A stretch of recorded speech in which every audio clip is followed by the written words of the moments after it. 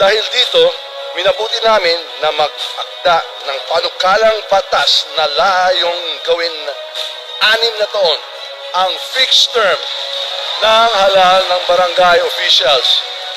Sa loob ng 6 na taon, hindi na kayo maabala ng mga isyong elektoral at makapagtugon kayo ng buong atensyon sa serbisyo sa inyong mga kabarangay. Makakabuo tayo ng matatag na pamumuno sa barangay at masisigurong sustainable ang mga proyekto at programa ninyo.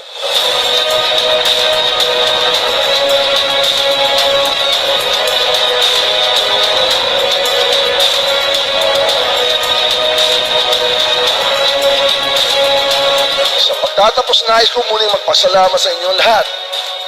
Sa inyong walang pagod, wala kayong sawa sa paglilingkod at dedikasyon sa inyong mga barangay. Patuloy tayo magtulungan para ikakabuti ang bawat komunidad sa buong bansa. Ako po, si Martin Romualdez, leader ng House of Representatives. Ako po, nagpapasalamat sa inyo lahat sa sakripisyo, sa serbisyo ninyo lahat.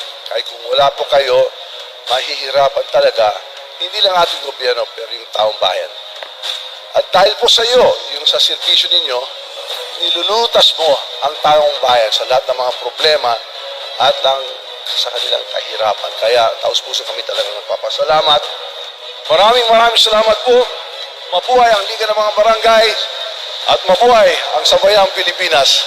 Damo nga salamat.